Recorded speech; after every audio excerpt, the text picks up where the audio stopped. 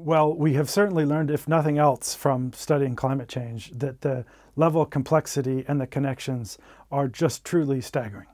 And in that sense, it has us being modest in our sense of having it all figured out, but at the same time understanding that we are certain about change happening, and we're certain about that complexity, and therefore we need to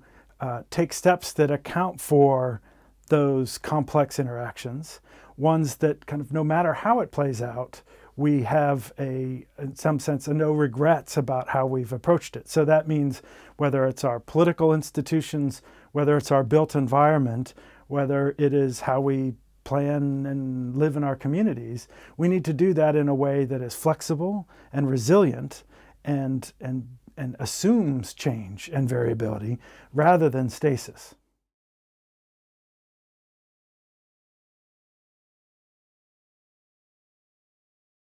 There are certainly parts of the world where you see more rapid change or emerging evidence that climate change is upon us. And certainly the poles and the Arctic is one that is pointed to that where the change is quite dramatic in terms of higher and higher anticipated temperature change, for example, what that means for seasonal sea ice and such. And so in that sense, the poles are experiencing these changes in dramatic fashions. In some ways they're out of sight, but we're increasingly understanding that that's a place and a type of issues that where climate's really manifesting itself dramatically and in the near term. Prioritizing among the multiple sets of changes in food and water and energy and forests and soil is probably an impossible task. I think for different reasons we really care about those changes, and some will be slower onset and some will be longer, but part of what urges caution and in some sense action despite not having the exact predictions is that nature doesn't change in response to increased greenhouse gases in a smooth linear and incremental way that allows for times for it. It's going to be punctuated in ways that are almost impossible to anticipate. And so just when we think we're comfortable in understanding how these changes may happen and see them as modest and slow, we get surprises that suggest things are happening faster than anticipated, which again urges us to take these up now, even in the face of not having it all precisely understood.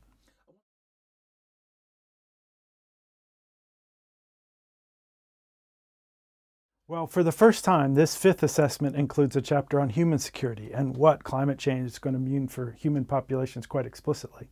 That is a wide-ranging chapter, but has us focusing on issues where you look at migration and movement of people from coastal areas that are going to experience sea level rise and higher levels of coastal inundation, and that those are parts of the world that range from small island states to the Bay of Bengal in Bangladesh to Northern Europe and Southern United States. Then there are different timelines, there are different sets of vulnerabilities depending on those places, but they do have common vulnerabilities in that whether it's the vulnerability of wealth and a lot of built infrastructure in southern United States, or whether it is the lack of that intense and dense infrastructure in other parts of the world, they're both vulnerable and they both have real challenges that will affect literally tens of millions of people.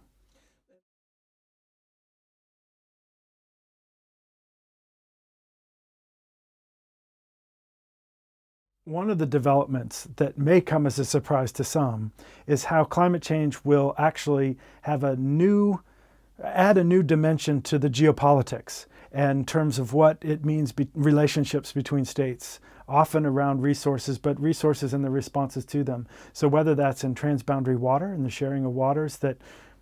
have been there before, but those flows are going to change. Whether it is in the Arctic where resources that were not available before suddenly become accessible. And so the politics of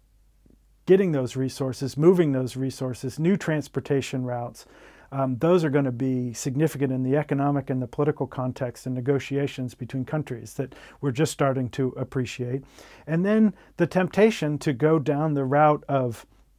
extraordinary responses, so-called geoengineering, as these kind of technological, some would call fantasy, others would call the only approach that we have left to address these issues, where we have no basis for understanding who gets to deploy them, who gets to evaluate them. So it's a whole area where international norms, let alone international law, are just absent. And those are going to be negotiations that should be going on among states, and we're really just beginning to appreciate how that's going to pose some challenges in that geopolitical realm.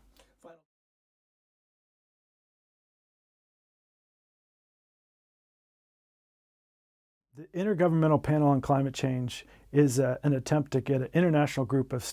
scientists together to assess what we know about climate change, assess the literature. That is not a quick process. And what I think we have learned with a 7-year time between the last assessment and this is that the science is moving much faster. Our understanding is moving much faster. And that understanding tells us that we need to be more responsive than checking in every 7 years. And in some ways we're doing that, but we're not granting those efforts as much attention as these IPCC panel reports have. And so we need to find ways to become more nimble in